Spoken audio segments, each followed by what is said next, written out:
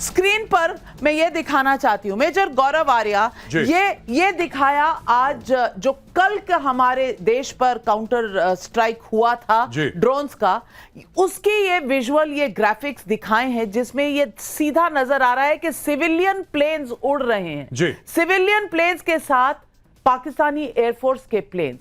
अब मैं पूछना चाहती हूं कि इस तरह की हरकत का कोई भी इंटरनेशनल कानून है या नहीं? सिविलियन प्लेन्स को अगर ढाल बनाया जाए, भारत उन्हें शूट नहीं कर सकता, पाकिस्तानी एयरफोर्स उनकी आड़ में आए, ऐसे में क्या कोई इंटरनेशनल ऑर्डर इसे देखता है? देखिए नाविका, बड़ी इंटरेस्टिंग बात आपने ये बताई है, क्योंकि हमास एग्जैक्टली यही करता है। जो हमास है, जो हिजबुल्लाह है, वो एग्जैक्टली यही करते हैं और Pakistan is no different. Pakistan भी वही कर रहा है जो हमास करता है। मैं बताता हूं कैसे।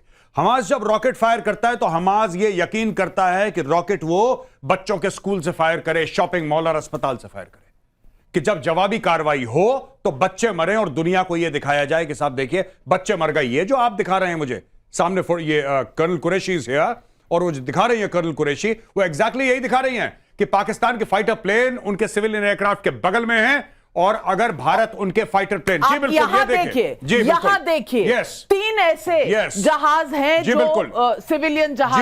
जी बिल्कुल, एग्जैक्टली नाविका, यही सिविलियन जहाजों के बीच में इनके मिलिट्री एयरक्राफ्ट फ्लाई कर रहे हैं कि अगर भारत ने गलती से यह कोशिश करी कि मिलिट्री एयरक्राफ्ट को मारे तो हो ना हो सिविलियन एयरक्राफ्ट में लगे और वहां पे 250-300 लोग मर जाएं और दुनिया भर के सामने पाकिस्तान को एक गाना गाने को मिल जाए, एक रोना रोने को मिल जाए कि साहब इन्होंने देखिए बच्चों को मार दिया, महिलाओं को मार दिया। और जब सिविलियन एयरक्राफ्ट होगा तो पीके श्रीवास्तव जी, सिविलियन एयरक्राफ्ट एक ही देश के लोग उसमें हो ये पता नहीं चल सकता, बाहर के मुल्कों के लोग भी हो सकते हैं। तो पाकिस्तान का यह एजेंडा था कि एक स्ट्राइक हो तो पाकिस्तानी एयरफोर्स पे ना हो, सिविलियन एयरक्राफ्ट पे हो, और उसके बाद पूरे देश में यह बताया जाए, और यह प्रोपेगेंडा करना चाहती थी पाकिस्तान कि पूरे देश में बताया जाए कि भारत की एयरफोर्स या भारत कितना संगदिल देश है।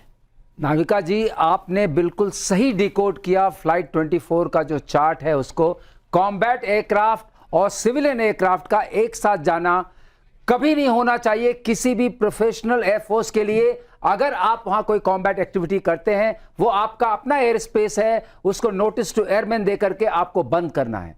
तो ये वाली चीज जानबूझ के की गई थी। आप जो शक कर रही हैं, शक नहीं है, यही उनका इरादा था कि अगर भारतीय वायुसेना अटैक करती है तो सिविलियन एयरक्राफ्ट को डैमेज होने का वो डर है, और उसमें ये जो यात्री बैठे हैं वो कोई भी हो सकते हैं, इंटरनेशनल हो सकता है। तो इंटरनेशनल chaos क्रिएट करने के लिए कि भारतीय वायुसेना ने निर्दोष और लोगों को मार दिया, ये नैरेटिव बनाने के लिए काम किया गया था। लेकिन आप देखिए रिस्ट्रेंट हमारे साइड का, हम दो चीज कर सके जिसके लिए आपको भी गर्व होना चाहिए, मुझे तो गर्व ही है। पहली कि हम आइडेंटिफाई कर सके कि वो ट्रांसपोर्ट एयरक्राफ्ट है, उसकी जो लाइन ऑफ मूवमेंट है वो सिविलियन एयरक्राफ्ट है जो जा रहा है, और दूसरा कि कॉम्बैट उसके बगल में है और हम रिस्ट्रेन करेंगे। हमने सारे उनके जो हमले हैं वो अपने जो चक्र यूज किया, उस चक्र से हम उसको गिरा सकते थे, बहुत आसान था, सारा यूज किया जो हमारी तरफ बढ़े, हमारे एरिया में रहे, हमारे एयर स्पेस में रहे। ये बहुत बड़ी सफलता है, मैं मानूंगा भारतीय वायुसेना की। I would like to salute them. बिल्कुल बिल्कुल सैल्यूट है। और जब कर्नल कुरैशी ने ये आज देश को बताया तो हम सब यही देख रहे थे कि कितना रिस्ट्रेंट, कितना कंट्रोल यूज करना पड़ता है। गुस्सा हमारे सैनिकों में भी होगा कि ये किस तरह की बात हो रही है। लेकिन कर्नल शैलेंद्र सिंह जी, मैं पूछना चाहती हूं कि ये बार बार इस तरह का धोखा पाकिस्तान से आता रहेगा, आगे हम इससे कैसे निपटेंगे? क्या ये पाकिस्तान की जो इस तरह का प्रोपेगेंडा है, इस तरह की अप्रोच है, ये दुनिया के सामने लाने के बाद दुनिया में कोई इसका नोटिस लेगा? जय हिंद, नमस्कार श्रीवास्तव सर। मेरा बड़ा एक बेसिक क्वेश्चन सा आ गया। आपने किसी प्रोफेशनल आर्मी की बात करी थी। नहीं, प्रोफेशनल आर्मी नहीं फॉलो करेगी ऐसा आपका सोच था या आपका बोलना था, तो प्रोफेशनल आर्मी नहीं करेगी, इसमें कोई शक नहीं है।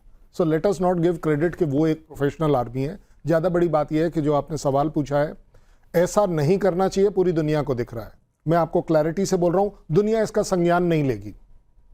उन्हें कुछ नहीं पड़ी है। किसी को कुछ नहीं पड़ी है। आप याद कर लीजिए 4-5 दिन पहले तो ये भी बात चल रही थी कि नहीं जी रेस्ट्रेन रखेंगे, अगर आपने कुछ कर दिया तो यूएस कुछ बोल देगा, चाइना भी कुछ बोल देगा, वो क्या कहते हैं आपका टर्की जो है वो भी 1-2 जहाज भेज देगा। कहां गए सारे? देखिए, आप अगर अपनी लकीर पर सही चल रहे हैं ना, ये दुनिया उसकी है जो मजबूत है, जो ये पूरी डिप्लोमेसी वहां पर काम करती है जब आप एक पोजीशन ऑफ स्ट्रेंथ से बात करते हैं। आज की तारीख में मैं अभी आधा घंटा पहले ही मिलकर आ रहा हूं, जयशंकर साहब ने इवन आज रशियन एम्बेसी में ये एग्जैक्ट वर्ड बोले हैं, अभी आधे घंटे पहले की बात कर रहा हूं, और उन्होंने पॉइंट ब्लैंक बोला this is the way we are, हम ऐसे ही हैं। अब आपको पसंद आए ना आए मुझे नहीं पता। जहां तक बात है तोड़ की, well let me tell you, Indian army, air force and navy are the masters of improvisation. इसके ऊपर काम हो गया है, इसके ऊपर काम कल से ही चलना शुरू हो गया था, इसके तोड़ से रिलेटेड काफी कुछ किया जा रहा है और आप देख पाएंगे कि इसका तोड़ हमारे पास निकला हुआ। अब आप अगर इसे देखें तो 400 ड्रोन हमले होना कहीं ना कहीं यह बताता है कि कितना डेस्परेशन है। ड्रोन हमलों का दुस्साहस हुआ, भारत ने सभी हमलों को विफल कर दिया। सवाल है कि अगर फिर ऐसा होता है तो भारत का काउंटर क्या हो। कल तो भारत ने इस ड्रोन अटैक के बाद 4 जगहों पर काउंटर अटैक कर दिया। शुरुआती जांच के मुताबिक ये तुर्की के एसिस गार्ड ड्रोन थे, लेकिन ये ड्रोन कैसे निकले गौरव आर्या जी? देखिए, टर्की तो मास्टर है ड्रोन में और बन चुका है, ईरान भी है, तो जहां से इन लोगों को सप्लाई मिलती है। लेकिन नाविका, बहुत इंपॉर्टेंट बात यह है कि ड्रोन चलाने वाला अगर नालायक हो तो फिर यही होगा। आप एक बहुत एडवांस कंप्यूटर अगर एक नौसीखे को दे दें तो कंप्यूटर एडवांस है, इसमें कोई शक नहीं है, लेकिन जो चला रहा है वो तो नालायक है, पहली चीज। दूसरी चीज, मुझे ऐसा लगता है आपने बोला जवाबी कार्रवाई, मैं ये बात कहना चाहता हूं साफ तौर पे। देखिए क्या हुआ है कि पहले जब हमने मारा था, हमने आतंकी ठिकानों पे मारा था, ये बात सब जानते हैं। लेकिन उसके बाद जब पाकिस्तान ने हमारे मिलिट्री इंस्टॉलेशंस पे हमला करने की कोशिश करी और हमने जवाबी कार्रवाई में उनके एयर डिफेंस को ध्वस्त करा, नाउ इट्स ओपन सीजन। अब क्लियर है कि आप उनके मिलिट्री इंस्टॉलेशंस को अटैक कर सकते हैं, क्योंकि पहले उन्होंने करी थी। अब आपके पास जवाब है, आपके पास लॉजिक है, आपके पास एक तथ्य है कि हां साहब ये हम कर सकते हैं। और अब मुझे लगता है कि India should go up the escalation ladder.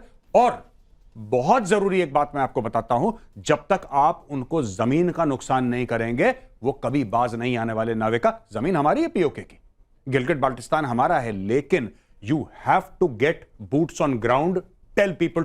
वहां पे हमारे गनर्स हैं, सर यहां पे ही इज अ गनर, आर्टिलरी के ऑफिसर हैं, वहां पे इंडियन आर्टिलरी ने धुआं धुआं कर रखा है, बॉर्डर पे धुआं धुआं कर रखा है वहां पे। बिल्कुल धुआं धुआं कर रखा है, लेकिन बात यह भी है कि धुआं वो भी वहां से बहुत उड़ा रहे हैं। पाकिस्तान ने सिर्फ ड्रोन से हवाई हमले करने की कोशिश नहीं की, बल्कि तंगधार, उरी, पूंछ, राजौरी, मेंढर, अखनूर और उधमपुर में मोटर और दूसरे सैन्य उपकरणों से भारी गोलाबारी की। वहां पर एक स्कूल पर भी उन्होंने हमला किया और इसके माकूल और कल्पना से परे ये जवाब भारत ने भी दिया। पाकिस्तान का इसमें बहुत नुकसान हुआ, ये हमें बताया जा रहा है। लेकिन बड़ी ब्रेकिंग खबर भी आ रही है इस वक्त कि इस वक्त फायरिंग आर्टिलरी की फिर जारी है। भारत पाक की तनातनी के बीच खबर है कि यूपी में रेड अलर्ट हो गया है। जिला प्रशासन ने नोएडा के अस्पताल संचालकों के साथ बैठक की है। 50 बेड से अधिक क्षमता वाले 62 अस्पताल बैठक में शामिल थे। इमरजेंसी और डिजास्टर मैनेजमेंट को लेकर भी ये बैठक हुई। तमाम सेंटर्स पर मेडिकल तैयारियां क्या हैं, इस पर आज जेपी नड्डा हेल्थ मिनिस्टर ने भी एक बैठक की है और पूरे देश में क्या तैयारियां हैं इस पर किया है। लेकिन वापस आती हूं उस बात पर कि आर्टिलरी फायरिंग में कहीं ना कहीं शैलेंद्र सिंह जी वो स्नाइपर वाली राइफल्स और वैसी गोलियां भी बरामद हुई हैं। क्या ये नॉर्मल है? ये बिल्कुल नॉर्मल नहीं है, लेकिन मैं आपको करेक्ट कर दूं। आपने बताया ना कि धुआं धुआं, वहाँ धूल धूल है, यहाँ धुआं धुआं है, ये इसमें थोड़ा फर्क है। वो दिखने में आपको क्लाउड ज़रूर दिखता है, but there is lot of difference between धूल धूल एंड धुआं धुआं।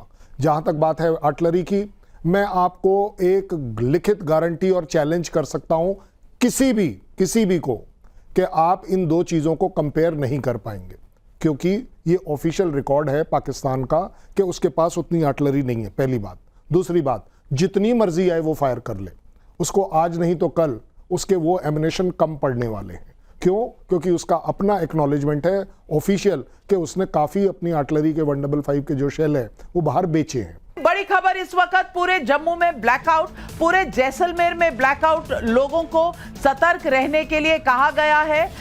पूरी ये बॉर्डर एरिया में सतर्कता है। क्या गौरव आर्या जी ये कुछ अंदेशा देता है कि शायद कल की तरह आज कुछ होगा? आप इसे मानते हैं? जी देखिए, पहली बात तो ये एक सेफ्टी मेजर है जो कि ऐसे वक्त में करना चाहिए, ये बात है। और दूसरी चीज, क्या ऐसा कुछ हो सकता है? बिल्कुल हो सकता है। दे मस्ट बी प्रिपेयर्ड, और हमें यह मान के चलना पड़ेगा कि कुछ ऐसा होगा। हम ये मान के चलेंगे कि कुछ ऐसा होगा, पाकिस्तान कोई बदमाशी करेगा, कोई हमला करने की कोशिश करेगा, वेदर थ्रू मिसाइल और ड्रोन, और इसलिए एहतियातन यहां पे ब्लैकआउट है।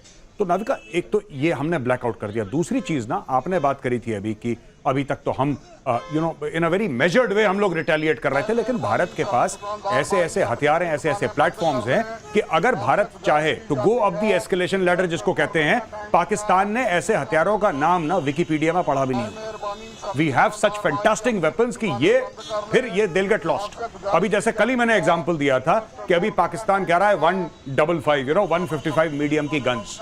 यहां से जिस दिन आर्टिलरी वालों ने पिनाका खोला, उस दिन पाकिस्तान को बॉलीवुड की फिल्में देखने की जरूरत नहीं पड़ेगी ये जानने के लिए कि दिवाली कैसी होती है। उनको अपने आप पता लग जाएगा once you let loose the Pinaka. और ऐसे कई सारे हथियार हैं। ये तो मैंने आर्मी का एक हथियार आपको बताया है, और एयरफोर्स हैज वेपन्स, और नेवी हैज वेपन्स। इतना स्पेक्ट्रम वाइड है हम लोगों का कि Pakistan has got nothing like it. मैं बता रहा हूं, पाकिस्तान अगर हम लोग अपनी सी पे आ गए तो फिर वहां पे छोटे छोटे पत्थर मिलेंगे पाकिस्तान में। ये मैं आपको कहना चाह रहा हूं। तो एस्केलेशन लैडर अगर मिलिट्री एस्केलेशन की बात होती है, फिर पाकिस्तान के पास कोई जवाब नहीं है। मैं आपको बता दूं, कई जगहों से ब्लैकआउट की खबरें आ रही हैं। अभी जो तस्वीरें चल रही हैं ये अंबाला से आ रही हैं। आप जानते हैं अंबाला कैंट है वहां पर। जम्मू में पहले शाम की कुछ तस्वीरें थी जहां दुकानें बंद की जा रही थी। ये जम्मू की तस्वीरें हैं। मैं बता दूं कि वहां अनाउंसमेंट, और ये एहतियातन, आपने कहा ये एहतियातन किया गया है क्योंकि कल इस तरह का जो ड्रोन अटैक हुआ था, आज उसके लिए हम प्रिपेयर्ड हैं। अब देखते हैं बाजुए कातिल में किसके दम है, और यही सवाल आप सब पूछ रहे हैं। नाविका जी, ये इसको हम लोग पैसिव एयर डिफेंस बोलते हैं। इसमें हमने कुछ नहीं किया, हमने अपने ऊपर एक बस ब्लैकआउट की चादर लपेटी है। There are some protocols we follow which is known. ये ज़रूरी है, और ये हमारी जो हमारे सिटीजन्स हैं उनको भी तैयार करती है कि अगर कोई ऐसी चीज़ होती है तो आप उसके लिए तैयार हैं। और आपने देखा उसका हमें अच्छा फ़ायदा मिला था। जो लास्ट नाइट उन्होंने अटैक करने की कोशिश की थी, वही हम कर रहे हैं। लेकिन ये नहीं ये कहता है कि हम किसी तरीके से अपने को छिपा रहे हैं किसी कंबल के नीचे। बिल्कुल भी नहीं। हम तैयार हैं, और इस अंधेरे से जो मार निकलेगी उसकी आप आवाज दूर दूर तक सुनेंगे। हमारे दर्शक यहां पे देख रहे हैं, आपने देखा कि जब पाकिस्तान के ऊपर हमने अटैक करा, चाहे वो ड्रोन स्ट्राइक थी, चाहे हमने मिसाइल्स फायर करी, तो पूरे इंटरनेट पे पाकिस्तानियों ने खुद सबूत दिया। उन्होंने हजारों की तादाद में भारत की ओर ड्रोन चलाए। आपने कभी एक फोटोग्राफ देखी कि भारत में यह घर टूट गया, भारत में आग लग गई, यह नुकसान हो गया? हजारों की तादाद में ड्रोन्स हैं। कई मिसाइलें उन्होंने फायर करी हैं। ये चाइनीज मिसाइल्स फायर करी हैं। या तो चाइनीज माल बेकार है, ये भी हो सकता है, चलाने वाला नालायक है, ये दूसरी बात हो सकती है। लेकिन जो हुआ है वो ये है कि हमारा एयर डिफेंस सिस्टम बेहतरीन है। आप बताइए, हजारों ड्रोन, कई बैलिस्टिक मिसाइल्स, कितनी बैलिस्टिक मिसाइल्स फायर करी हैं? कितनी? आप कह रही हैं ले से लेकर Gujarat. That was the spread and that was the stretch of Pakistani aggression. लेकिन हमने तो कोई वीडियो नहीं देखा कि साहब यहां पे आग लग गई। और अगर हो भी जाए, अगर भगवान ना करे ऐसा कुछ हो जाए, तो उसका ऐसा जवाब मिलेगा पाकिस्तान को। फिर पाकिस्तान से नई नई इंस्टाग्राम की रील बनेगी। नाविका, बिल्कुल इंस्टाग्राम की रील बनेगी। और मैं मार्शल आपसे पूछना चाहती हूं कि जो एयर डिफेंस सिस्टम है, जो आकाश तीर, जो medium range surface to air missile हैं, एंटी एयरक्राफ्ट गन्स हैं, ये सब डिप्लॉय हुई थी कि ये भी अभी बचा के रखी हैं? नहीं नाविका जी, ये डिप्लॉयड हैं। मतलब जैसा मेरा अनुभव है, मैं अपने अनुभव से कहता हूं कि करंट चीज नहीं आता। लेकिन एक बात मुझे जरूर कहनी है और दर्शकों को जाननी चाहिए, ये जो मलबे उठाए जा रहे हैं, ये मलबे हमारे लिए बहुत इंपॉर्टेंट हैं, क्योंकि ये जाएंगे नेशनल फॉरेंसिक साइंसेज यूनिवर्सिटी में। इन मलबों से हम पता करेंगे कि इसके अंदर किस तरह के इलेक्ट्रॉनिक्स है। इन मलबों से हम पता करेंगे ये किस फ्रीक्वेंसी पर कम्युनिकेट करते हैं, किस फ्रीक्वेंसी पे रेडिएट करते हैं। इन बल्बों से हम पता करेंगे कि इनको सॉफ्ट किल कैसे करेंगे। आप देखिएगा जब अगली बार ये आएगा मलबा तो ऊपर ही मलबा बन जाएगा, ये होगा इसका। ये बहुत इंपॉर्टेंट मलबे हैं। जब मैं इनको देख रहा हूं तो मुझे वो याद आ रहा है कि इनका हम इस्तेमाल क्या करेंगे। इनका बहुत बड़ा इस्तेमाल है। ये हमारे लिए नॉलेज की माइंस हैं जो हमने निकाले हैं। ये बड़ी बहुत मूर्खता की है। अगर आप अपना कोई मलबा इलेक्ट्रॉनिक्स का छोड़ देते हैं, सोचते हैं बर्नट आउट है, हम बर्नट आउट मलबों से इंफॉर्मेशन निकालते हैं, तो वो होगा इसका काम। और दूसरी बात, अभी हमने सारे अपने असेट्स एम्प्लॉय नहीं किए हैं। हमारे पास स्पेस असेट्स भी हैं, हमारे पास इंफॉर्मेशन वॉरफेयर असेट्स भी हैं, बिल्कुल। हम नेट सेंट्रिक वॉरफेयर एयरफोर्स हैं, हमारे पास ईडब्ल्यू असेट्स भी हैं। अभी तो ये आगाज है। देखा क्या है? अंजाम क्या होगा ये पाकिस्तान शायद इसकी कल्पना भी नहीं कर सकता।